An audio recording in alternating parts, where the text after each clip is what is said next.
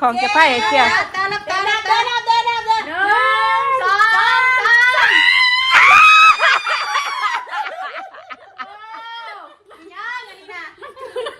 มันคืออะไรมันมาจากไหนนี่นะมันคือเลี้ยวซ้ายเชียวมันคือประตงวะมันคืออะไรที่เลี้ยวซ้ายยังไงนะมันต้องมีเชียวมีเสียวมือเดียวมีของผากเลยอ่ะ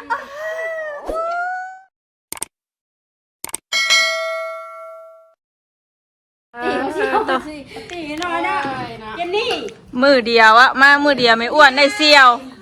บาดามผู้ใดบาดามอ้อยโหไปดีเด้อไปดีไปดีเด้อไปดีไปดีมาดาม สบายดีเชียวไปดีได้จังใช่หรอคือไปดีเชียวไม่เกี่ยวว่าช่วยเชียวใช่บอกว่ามีของผักอย่างงามนะมานี่ได้เชียวเด้อใช่บอกมีของผักให้เสียวนะเพราะคือได้ยินมามีของผักให้เสียวมีเนาะเซอร์ไพรส์เชียวใช่บอกมีของเซอร์ไพรส์ญาติกันมาฝากมาญาติกันว่าก็ชิญาติเห็นยังก็ของเสียวเจ้าเนาะเจ้ามาฝากเชียวเจ้าดิสบายดีเด้อเจ้าเด้ลูกคอยทำงานด้วยกันนี่เป็นของแม่เลยผมไม่เชียวได้ลูกไอ้ปวดไม่ได้ดอกโกไว้ก่อนโอ้ตัวมันยังล่ะอันนี้มาฝากเชียวนะจักมาฝากเชียวหรือว่าฝากตัวคองเดี๋ยวนี้นะอัตตาเชียวก่อนเชียวอัตตาก่อนมาสิโอ้ยไปเอาแน่ไปเอามันต้องมีไปลูกอ่านอัตตาก่อนเชียวอันนี้ไปมีของจะไพ่เสียวเดินสอง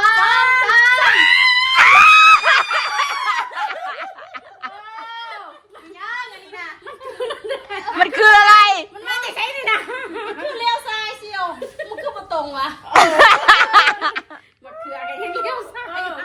ยังไงนะมันต้องมีเชียวมีเสียวมือเดียวมีของผากเลยอ่ะมันคืออะไรต้องเรียนได้เชียวเลยซ้อมเชียวซ้อมหายเชียวว่าดีนะซ้อมลงเรียนขึ้น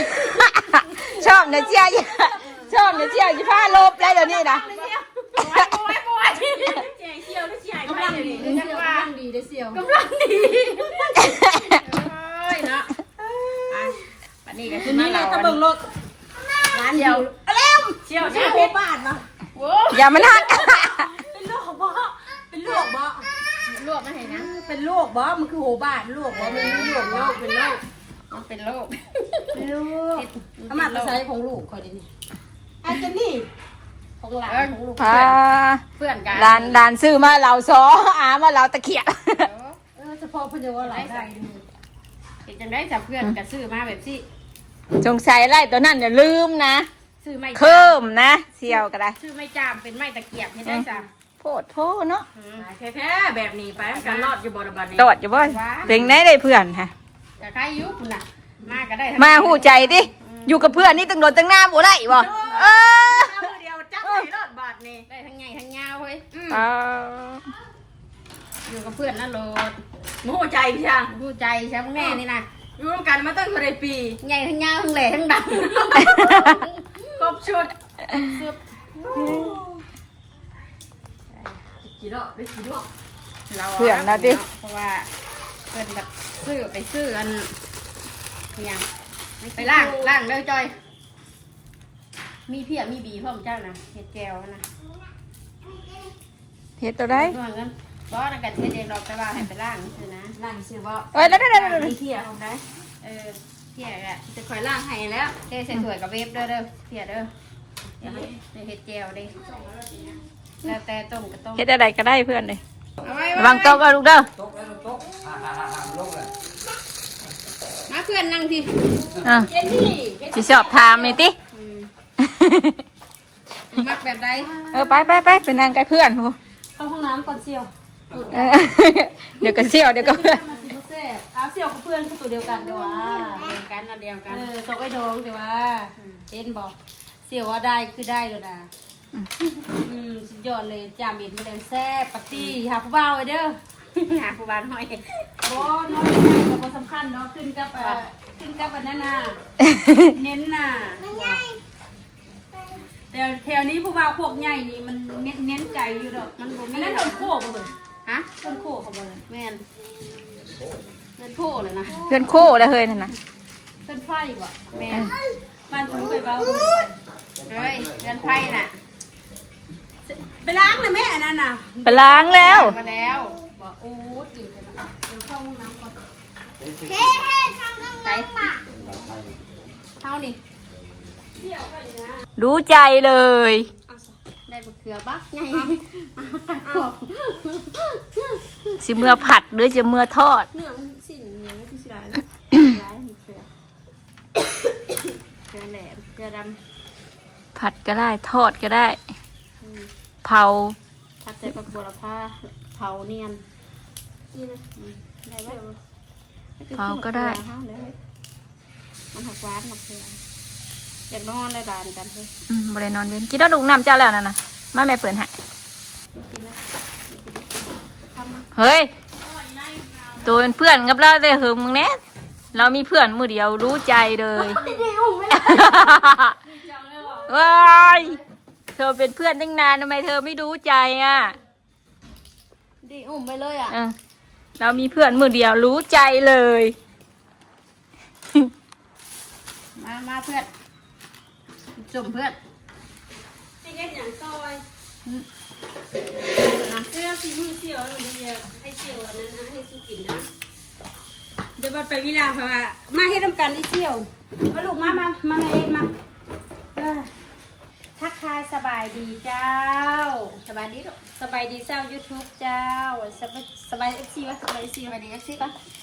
เจอล้างแล้วนะ เสี่ยวอาทองเนี่ยนะ ต่างละ มาบอว่าน้ำลูกคอยมาเสี่ยวอาทองเนี่ยนะเพื่อนอาทองเนี่ยนะ ให้เฮ็ดอยู่บ่ลูกให้เสี่ยวอยู่บ่ ให้เห็ดดูบ อยากให้เสี่ยวอยู่บ่ลูก เห็ดรถ เฮ็ดเนาะเฮ็ดแล้วเจ้าบ่จะผิวใสบ่ แล้วมีอาทองว่ามีเพื่อน เป็นมาดามแบรนด์สบู่พุ่นได้ โอ้จังเลยเสี่ยวเขาก็เป็นที่กันนะยาอย่างเป็นนั้นมันจี๊บ เป็นแต่ชุกอยู่แล้วเพื่อน ฮะ เป็นแต่ชุกอยู่แล้วเพื่อนเอาเห็ดก็เปิดกระโปรงอ่าง เห็นปะ เจ๋ยแล้ว เอาปลาต้ม เฮ้ยต่ำเนี่ย บริตำอัน โชคก่อน สบายเหมาะงามเจ้ยบอกข้อนะเอาเงินสักอย่างไปเอาข้อมาให้ไม่ได้เอามาให้กัน ไปล้างห้องน้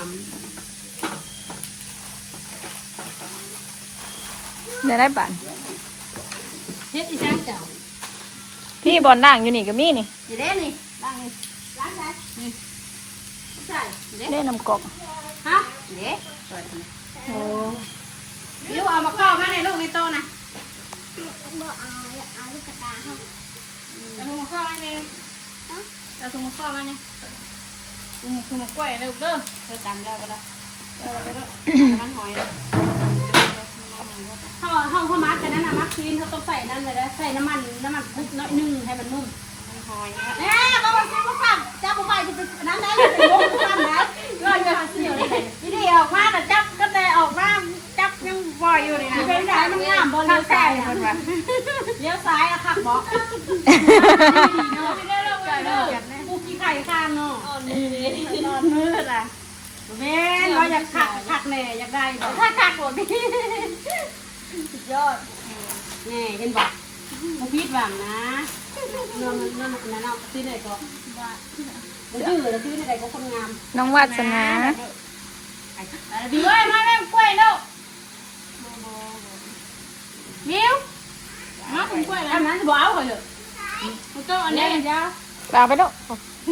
จำเพิ่มอันนั้นจ้า ทำนี่ระบอกบ่ได้กี่ยา อะไรกันยาหมักกล้วยตัวนี้สีเขียวน้ำโต้น่ะนุ๊กแม่จำนี้เดี๋ยวเอาบอก คนเดียว มากแบบนี้ แม่เย็นบอก เดี๋ยวซ้ายผม นี่เลย ได้ยังลูกคนทันดี หั่นกินกับเลย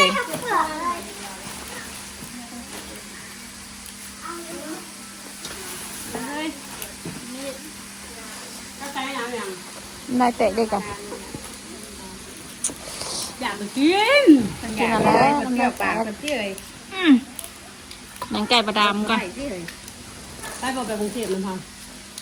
ที่พาไปเฮ็ดงาน โอ้ยมันยังมีเงินเห็ดงามเลยเอ้ย เมื่อมันฉีดปากเสี่ยวเขาฉีดปากฉีดแต่บ่ได้ส่งที่พาจะพาไปฉีดทรงใหม่แปลงทรงใหม่ มันเบิดสิละ ก็ฉีดอยู่ใส่บ่ทั้งเทิงมันบ่งามต้องฉีดครอบมันยกครอบมันขึ้น แม่นติมันเบิดแล้วเบิดอายุละ จักเดือนละ โอ้เป็นจะโดนแล้ว ของเราได้ปีนึงแล้วเนี่ยไปมันจะตื่นอยู่ คือนั่นเลยเนาะปีนึงเนาะ อะไรเจ๊ ปีนึงแค่นั้นเนาะ ปาก เติมเท่าไหร่ เท่าไหร่วะ5,000เข้าไปแล้วเลิกหมอฉีดหมอคนถือกระมีบุมีคุณภาพจองเดินไปเมื่อไหร่เจ้าเขาเอาน้ำคือเขาใส่ละ อันนี้เป็นปีดิ ปีนึงเลยได้เนี่ย แกะมันให้มัน ถือว่ายังนั่นแน่ปีนึงเนาะยังคือว่าซ้ำหากระสิ ปีละเธอเขาก่อนป้าเขาทำนั่นแหละเขาเจ็บใบป้าบางๆไปแล้วก็จีบขอบแล้วก็จีบเป็นแจมแล้วก็ยกขึ้นเขาเอาหูบแน่นั่นเด้เขาบอกให้หมอว่าเขาจะได้แบบนี้เด้อได้บอกจะมิดกะมันก็ได้หลายเป็นไร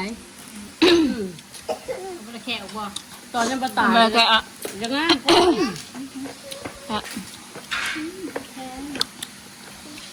ความคิดไปความคิดมัน ไม่อย่างละหายอย่างละจินนี่จินนี่เอ้ย บายดีว่ะ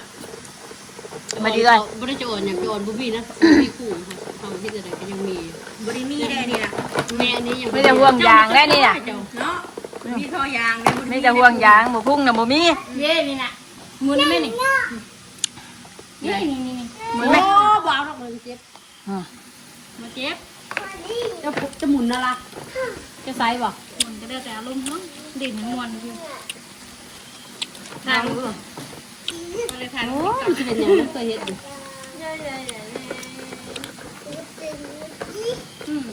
เมื่ออื่นบ่ ปกติไปวันนี้แหละแต่ให้อีกูเขายังบ่มาเจ้ น้องใช้มือแดงเนี่ย ฮะ น้องใช้มือแดง นั่นน้ำเซี่ยว นั่นมันเพื่อนบ่ พอจึงชื่อกองเนี่ยจ้ะ เพื่อนเพื่อนติ พอจึงชื่อเอิ้นยาวๆได้ ฟังเสียงเราจะเมื่อยเดี๋ยวบอกน้องลูกไป เซี่ยวเฮ็ดยังเซี่ยววันนี้มันคือที่บอกโอ้ได้คลิปหลายจะได้ทันใดไปแล้วก็ถือเซี่ยวเซี่ยวเฮ็ดยังเซี่ยวโอ้ยเพื่อนมึงบ่มียังกูไปอยู่อ่ะบ่เปลี่ยนกูได้ไหม หมูเจียวคนนี้ เปลี่ยนได้ไหมเราก็กินคนเดียวอยู่นั่นแหละเนาะ มือแรงในเพื่อนมือนอนน้ำเฮ้ย ใครก็บอกเลยว่าก็ชิอดอยากแต่เห็นง่ายจัง ถ้าเขาเบิ่งเลยถ้าเขาเม้นเลยก็ต้องการนี่เขามาเขาตลาดแล้วเขาแหนมเห็นมะเขือดำนึกกลับเฮ้ย พี่เด่นไหนเที่ยวปั๊บเลยสิ ก็คือเห็นหน้าเซี่ยวไม่ได้ต้องซื้อมะเขือดำเป็นสะพ้ายเซี่ยวกันแต่ว่าซื้อ2 อันบ่ได้2 อันมันบุม้วนต้องเปลี่ยนกันสวิงกิ้งได้เสียไว้หักกันได้นี่คืนแรกพอดีวันนี้ถ้าบุมีอย่างเอาสำนิกก้อนเดี๋ยวไม่น่าก้อนวันนี้ ธุรกิจเอาไปได้ดีก่อนแบบนี้ กินไปได้ดีเซี่ยวค่อยว่ากันไหม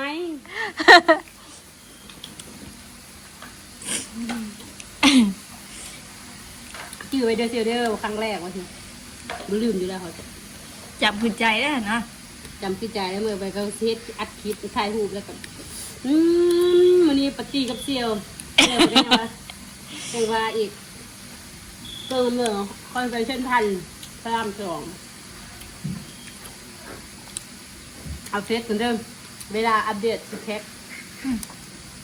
ให้รู้เวลาเข้าโรงงานแท็กให้เบิ่งต้องไปโรงงานจะไปเปลี่ยนเซี่ยวก่อน เดี๋ยวนี้อันใหญ่นี่ก็เลยเนาะ นอกของใหญ่ เที่ยวมาเที่ยวค่ะ พี่ลูกแกมาพี่ลูกแกมาพี่ เรื่องของเรื่องอะเซี่ยวนะบูฮูจักว่าอันนี้เป็นไม้ตะเคียบเซี่ยวว่าไม้เสียบเอ็นมาพอบ่เห็นหูเลยเอาแล้ว หมอแต่มันนั่นแหละมึงจ้ะ มันจะเพิ่นกับนั่นบ่ บ่ เลยบ่ได้เบิ่งซ้ำว่าอันมีไม่แดมหรือบ่ อันนั้นเห็นตอนออก ไม่ว่าชื่อตัวนั้นก่อนน่ะเพิ่นนำตัวนั้นเลยเด้ ก็ชื่อตัวนั้นก่อนแห้งไปก่อนนั่นเองบ่ได้หยังเลย แต่ขนาดนั้นบ่ได้ชื่อบ่ได้เห็นตัวนั้นก่อนยังเพิ่นเนี่ยเนาะ เราบอกว่าเจ้อ้อยสิไปเวียงมื้อนี้บ่ไปได้เจ้าก็ยังบ่ได้มาใช่ก็ไปเวียงก็ได้ก็มาครบเจ้าสิมาเพิ่งปรมีเจ้าอยู่เนาะ ว่า เรื่องของบารมีก็ เห็นมั้ยน้อง นี่จริงแก้วมาข้อเนี่ยเพิ่งบารมี กินหยังก็กินไปก่อนเป็นสิเลียดอย่างเรื่องของกินเนาะงานไปดีไปได้ธุรกิจไปได้แต่จงไปว่ากันเห็นบอกตะก้อนบ่ได้ขี่รถอันนี้ติตอนนี้ได้ขี่แล้วนี่อย่าลืมแม่ตอน ตอนเริ่มต้นแบบใดยื้ออยู่ติตอนนั้นค่อย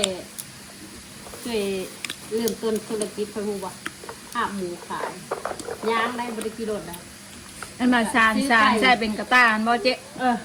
พอเห็นเขาเจ้าทายลงนะ ซื้อไก่ให้กันสิ เนี่ยไปหาใช้เบ็ดกบขายมันเป็นกิโลขายนี่บ่เตียงไงนะ บ่เต็งอะไรมีอยู่บ่คลิปเก่าเราคือดีนะที่ว่าเราคืออัพเนาะ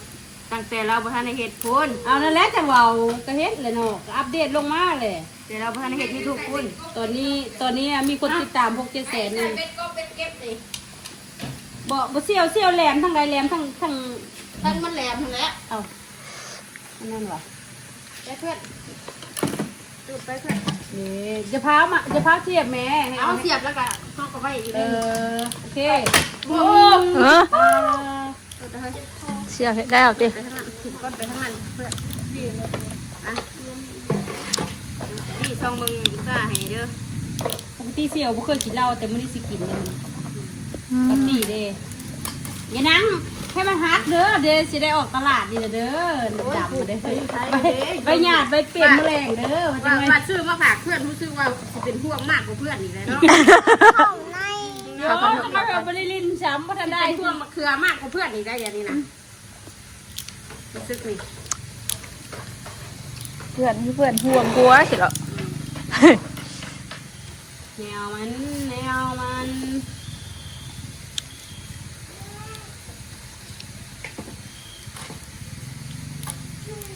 ไอ้ตาหานี่มันคือบ่อส่งโลเคชั่นไม่ค่อยวะ อีหยังเด้บ้านผู้บ่าวน้อยบ่เฮ้ย บ่อนที่โลเคชั่นจะไปเห็นนะ ติดจามเลย คุณส่งแล้วเธอหนึ่งทำมันเอานั้น จามบาดาม ส่งมาแล้ว ผู้บ่าวเว้ย บ้าวเลยเอาบ่ แล้วผู้บ่าวเก่าแล้วเนาะกระด้างจะเป็นตัว รออะไร ผู้บ่าวเอาติ เขาเนี้ยบ่นักเนี้ยบ่หนาว ช่องเสียวเพิ่น เองสิขายจำเอ็น เบาๆเลยเบาๆกินน้อยนึงกินน้อยนึงกินน้อยนึงสับจูนี่แหละพ่อวันนี้อาเซียวจับลุย ได้สูตรแล้วบัดนี้ ไปฉุดเชียวบิละแล้วบัดนี้ติ มายามเลยเส้นมันเพิ่ม นั่นแหละมันต้องแชร์กันเลยเนาะก็เนี่ยซื้อมะเขือเซียวอยู่เฮ็ดยูทูบจะได้เงินจะไปทำแฮวทำคอยังมีแท้ได้นั้นซื้อมะเขือนี่ลองเบิ้งนี่ร้านมือได้ถึงแตก เชียวอันเจ้าของแบรนด์สบู่มาดามอ้อยซื้อมะเขือยาวมาผักท้องมาผักเพื่อนนั่งอ้าวอะไรวะชูแล้วมีโผมีอันจอกอาจับมือแรงอันนี้เราบ่มีซื้อ โอ้ยจิจ่าเป็นเด้อโผล่ข่อยก็บ่ได้มาคือกัน บ่เส้นต้องไปซื้อมะเขือยาวเลยแม่ บ่แด้บ่ซื้อแด้บ่เสียเปรียบแหละ เปรียบอย่างทำไมสมบูรณ์เสี่ยวทองได้วิวแตกอันนั้นแตกเท่าว่าคลิปแตกเขาว่าโอ้ยเที่ยวไปตลาดเลยเที่ยวไปตลาดเลย บ่ยอมนะ บ่ยอมซื้อ บ่ บ่ซื้อดอกเขาบ่ซื้อดอกบ่ซื้ออันนี้ทุกคนต้องยอมเรื่องเงินทุกอย่างเรื่องกินกินจะได้ขี้โง่เนาะแน่นอนค่ะ เนี่ยเขาก็จะกินขี่เดี๋ยวนี้ต้มไปพออ้อยเองนะแก้วเลยแต่งแก้วอยู่แก้วมาจิ้มเลยเนาะต้มขี้ดีต้มขี้อยู่กินกับต้มถ่ายอยู่นี่ ดึงเสี่ยวดึง งานเดี๋ยวนี้กันนี่ มันคือบ่ขาดวะ ดีจะตายไปเนาะ มันก็ บ่ขาดบอกบ่เอาตัวหยาบบ่เอาตัวหยาบเด้อก็ยังเอานุ่งโหเท่าประจักษ์เนี่ยถ้าเกิดพองกูประจักษ์วะตายเลย48 ปีจริงกินบ่ได้แท้แล้ว ให้เขาพักเธอเริ่มบอก ฝากให้ด้วยบ่ได้บ่เป็นจริงเลยฮะไม่ใช่ไอ้ยังเขาว่าฝากให้เลยเด้อสิเอาไปจ้ามเด้อจ้ามกินบ่จ้ามขายจ้ามนักก็จ้ามนะเขาว่ามีแต่ฝากเอา ทางห้างขายไก่ปะ บ่จื้อหานั้นหานี้ เบ้ยอยู่ที่ลงไปเสี่ยวหาเชื่อเฮ้ยบดามนะเฮ้ยบดามเชื่อเฮ้ยบดาม เขาถามว่าเขาขายอันเอ็นเสียบอยู่ไสเอ็นจ้ามบอกว่าพูนโซนคุณจะไปซอยนั้นเด้อเขาก็นำซอยซอยเขาก็ใช้อันจ้ามเติมนะเพราะว่าเอาหัวใจมันนำเด้อเสี่ยวกับเวลาเสียบกับเอาหัวใจกับห้อยเครื่องตะละไม้ทำคูๆเนี่ยแล้วมันจะได้มีขนาดก็เลยเฮ็ดหัวใจมดไม้เลยบ่เสี่ยว เชียวเจ้าผัดบ่อเฮาเฮ็ดหัวใจบ่เลยกิน โอ้ เฮ็ดไม่ค่ะโอ้ยเชียว สลับกันเนี่ยดิ สลับกันแหละมันจะรู้จักตัวใดแซ่บตัวใดบ่แซ่บเนาะ ไม่ค่ะนั่นมันก็บ่ฮู้กันเนาะ มันก็ บ่ บ่ ได้ ได้ เชียวแล้วบัดนี้ จักให้ได้เสี่ยวนี่เสี่ยวอะไรซะ เชียวผัดอย่างเงี้ยเชียวคนนี้ผัดอย่างเงี้ยเชียวคนนี้ผัดอย่างให้ชับ แซ่บเลยเวลาผู้นั้นกินตัวนี้แซ่บตัวนี้แซ่บเนาะตัวใดแซ่บมื้อหน้าจึงได้ซื้อ ถ้าว่ากินตัวโตบ่แซ่บมันก็ลาบแล้วนี่สิ งั้นน้อย บ่อยากซื้ออีกแล้วเสี่ยวเอ้ย สอนทำไมทำอะไร บ่กินนะมันกินแล้วมันบ่แซ่บนะจามเย็นนะ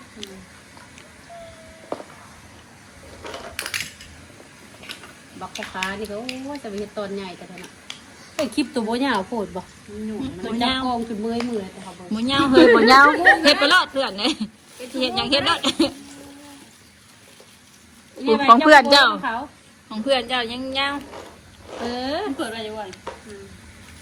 ของข่อยเช้าหนึงของข่อย ใบแต่ว่ากล้องฉลาดอยู่นะ มาข่อยสิไปแล้วจ้ะไปแล้วสับปะรุงเลยนะป้าจอยกับสิจบคลิปเพียงสำนี้ก่อนเด้อมื้อนี้อาทองก็มีเพื่อนมีเสี่ยว เดี๋ยวจิมื้อ เอาส น้ำ บู่ เอ้ยมันแดงนี่ เอาสบู่จะมาขายเลยได้ในทองเด้อ จะฮู้ว่าอันเสี่ยวเจ้านะเราเป็นธุรกิจอันอิหยังวะเราเป็นเจ้าของอันร้านเสริมสวยเพิ่นได้ค่ะ โธ่ อ่ะ มาเชิมชวยเล่าเรื่องมือแรงเนาะเปิดห้างเชิมชวยได้น่ะ ซื้อไปได้เนาะ อันนี้กับบดามค่ะนี่นั่นกับเจ้าของห้านเสริมสวยโอ้เหมาะสมกันนะยุ่มเจ้านะ เนาะ เออถอดแล้วไปแล้วปลาลุงเนาะสบายดีเด้อมื้อนี้จ้ะ ไม่ยังตัวเงินพอลุง ปลาลุงอยู่ในกันห้องปลาลุงก็พากันลูกกันห้องเฮ้ยโอ้ยเมื่อยน้ำเสียวไม่หวั่นเด้ พี่เบิ้ลถ้าปลาเสือเขาทันเท่าได้ยังไม่ร้อน โอ้กันมาห้องตัวป้าเราเคยกันมาในคลิปเฮ้ยกันมาได้เบาตัวเฮ้ย เขาเสียวนี่โกงเลย เนาะป้าไปแล้วปลาลุงเลยเนาะไปจอยกับจบคลิปเพียงสำนี้แหละไปแล้วสบายดี กูบ่ได้